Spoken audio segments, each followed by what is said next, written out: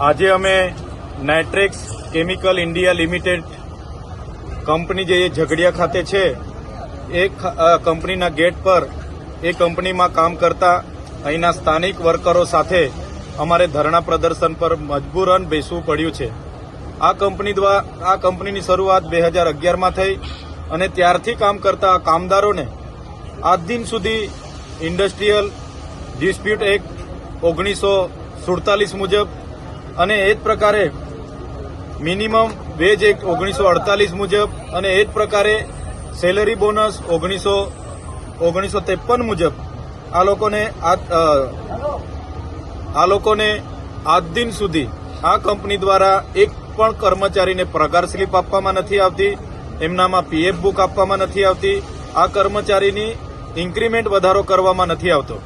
ત્યારે એક બાજુ સરકાર કાયદા પર કાયદા બનાવતી જાય છે, એમનું શ્રમ નિયામક કાયદા પર કાયદા પરિપત્ર પર પરિપત્ર બનાવતા જાય છે અને આ વિસ્તારમાં જેટલી પણ કંપનીઓ છે એ અહીંના સ્થાનિક કામદારોને માત્ર ને માત્ર એક લેબર તરીકે, એક શ્રમિક તરીકે એમનું શોષણ કરે છે।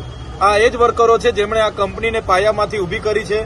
શરૂઆતમાં 100 ટન એનું પ્રોડક્ટ હતું, એની જગ્યાએ આજે 1200 ટનનું પ્રોડક્શન આ લોકો પર મંથ કરે છે। કંપની એટલું ગ્રોથ કરેલી છે, એટલી ઓફ થયેલી છે કે બીજો પ્લાન્ટ પણ અહીંયા બાજુમાં જ નાખી રહી છે, પણ 12 વર્ષના કર્મચારીને આજ દિન સુધી એનો પગાર વધારો મળ્યો નથી, આજ દિન સુધી એને મેડિક્લેમ મળ્યો નથી, એને પીએફ એડ કરવામાં નથી આવ્યું, પગાર સ્લીપ એમને મળી નથી। ત્યારે આવી તો કેટલી કંપનીઓમાં આ બહારથી આવેલા લોકો આ પ્રકારની શોષણ કરે છે।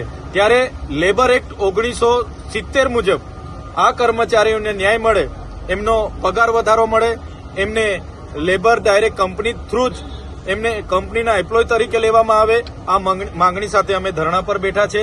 અને આ જ પ્રકારે ઘણી કંપનીઓમાં પણ અન્યાય થાય છે। ત્યારે એવા લોકોને પણ હું કહેવા માંગુ છું, આજે અમે શાંતિથી આ નાઇટ્રેક્સ કેમિકલ પ્રાઇવેટ લિમિટેડ કંપનીની ગેટ પર બેઠા છે। તમે આજે આ લોકોને બધાને સહકાર આપવા માટે, સમર્થન આપવા માટે અહીંયા પધારો। આવનારા દિવસોમાં તમારી કંપની પણ સરકારના ધારાધોરણો મુજબ તમને નિયમિત એમની ગાઈડલાઈન મુજબ પગાર ધોરણ નથી આપતી, લાભો નથી આપતી, તો તમારા માટે પણ આ લોકો આવનારા દિવસોમાં તમારા સમર્થનમાં હશે, અમે પણ તમારા સમર્થનમાં હશું। ત્યારે આજની આ ધરણાના કાર્યક્રમમાં અમે 100 બેઠા છે, 1 દિવસ, 2 દિવસ, 3 દિવસ, અઠવાડિયું બેસવું પડશે તો આપણે બેસીશું અને એમાં તમારા સમર્થનની જરૂર છે। ત્યારે વાલિયા હોય, ઝઘડિયા હોય, અંકલેશ્વર, દહેજ હોય, પાનોલી હોય કે આજુબાજુ વિસ્તારથી આ વિસ્તારમાં કામ કરતા તમામ લોકોને હું બે હાથ જોડીને વિનંતી કરું છું કે આ કંપનીના વર્કરોના હિત માટે, આ જીઆઈડીસીમાં કામ કરતા તમામ લોકોના હિત માટે આપણે સૌ એક થવું પડશે। સૌ પોતાનો એક દિવસનો સમય આપીને આ આંદોલનમાં સમર્થન આપો અને આ આંદોલનને સફળ બનાવીને તમામ વિસ્તારોની જીઆઈડીસીઓમાં સમાન કામ, સમાન વેતનનો ધારો લગાડાવીએ અને જે લોકો બહારથી આવે છે એમને તરત પરમિટન્ટ કરવામાં આવે છે અને જે લેન્ડ લૂઝરો છે, જેમણે જમીનો આપી છે, એમને પરમિટન્ટ નથી કરવામાં આવતા। ત્યારે એ દિશા તરફ પણ આપણે માંગણી લઈને આગળ વધવાનું છે।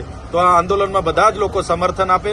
આપણે શાંતિપ્રિય રીતે કંપનીના ગેટની આગળ ધરણા પર બેઠા છે, ત્યાં આવીને તમે પણ બેસો અને અમને ન્યાય માટેની આપણી સૌ માંગણી કરીએ, એ જ વિનંતી સાથે બધાને જય આદિવાસી, જય જોહાર।